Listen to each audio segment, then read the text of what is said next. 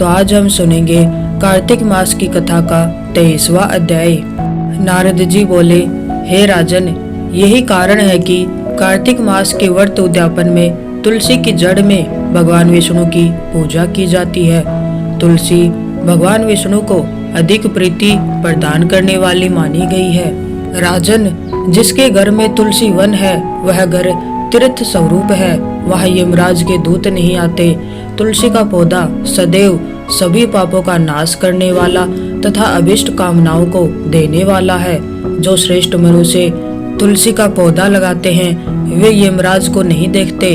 नर्मदा का दर्शन, गंगा का स्नान और तुलसी वन का सहस्रग, ये तीनों एक समान कहे गए हैं। जो तुलसी की मंजरी से संयुक्त होकर प्राण त्याग करता है वह सैकड़ों पापों से युक्त ही क्यों न हो तो भी यमराज उसकी ओर नहीं देख सकते। तुलसी को छूने से कामिक, वाचिक, मानसिक आदि सभी पाप नष्ट हो जाते हैं। जो मनुष्य तुलसी दल से भगवान का पूजन करते हैं वह पुनः गर्भ में नहीं आते, अर्थात जन्म मरण के चक्कर से छूट जाते हैं। तुलसी दल में पुष्कर आदि समस्त तीर्थ, गंगा आदि नदियाँ और विष्णु प्रभूति आदि देवता निवास करते हैं। हे राजन, जो मनुष्य तुलसी के काष्ठ का चंदन लगाते हैं उन्हें सहज ही मुक्ति प्राप्त हो जाती है और उनके द्वारा किए गए पाप उनके शरीर को छू भी नहीं पाते। जहाँ तुलसी के पौधे की छाया होती है वहीं पितरों की तृप्ति के लिए श्राद्ध करना चाहिए। जिसके मुख में, कान में और मस्तक पर तुलसी का पत्ता दिखाई देता है उसके ऊपर यमराज भी दृष्टि नहीं डाल सकते।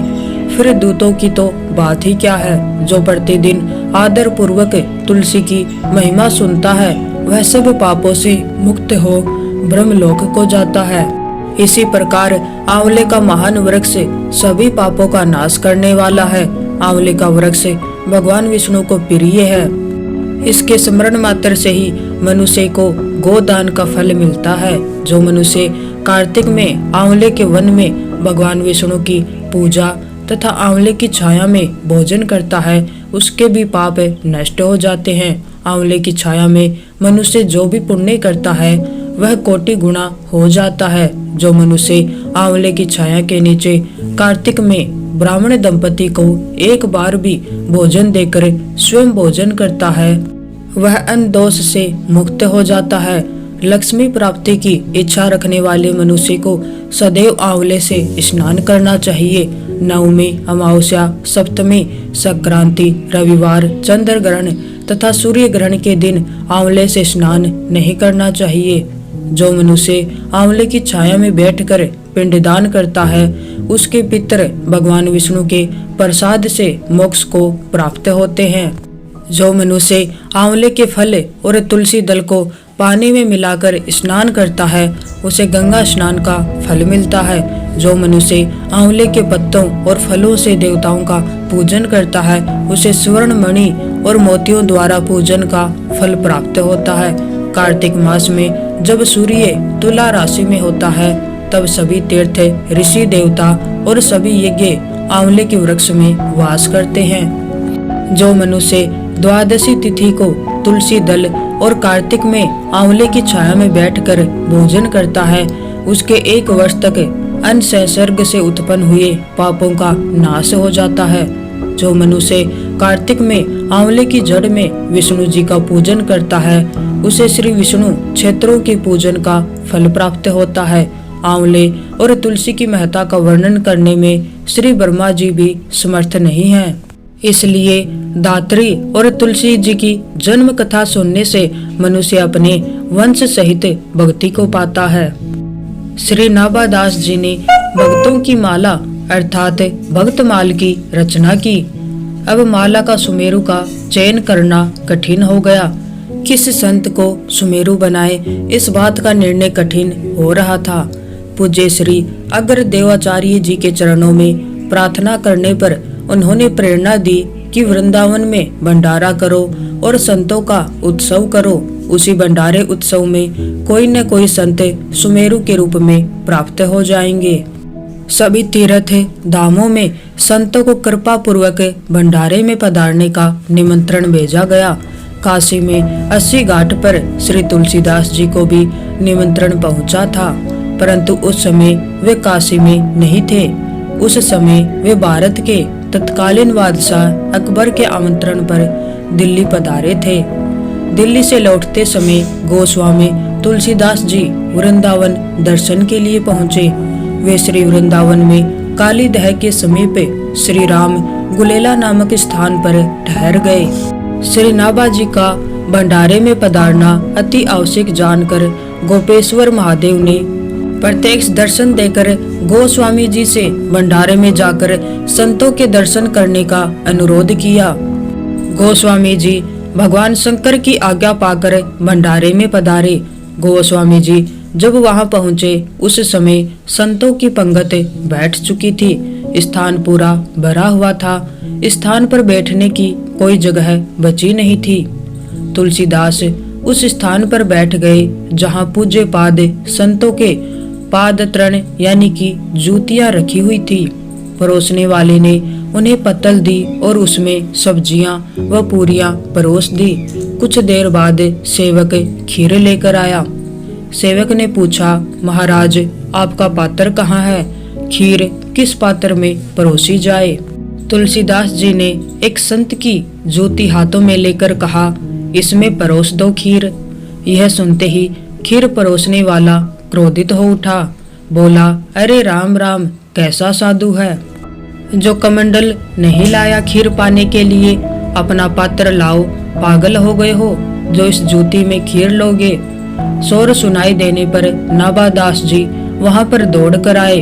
उन्होंने सोचा कहीं किसी संत का भूल कर भी अपमान न हो जाए।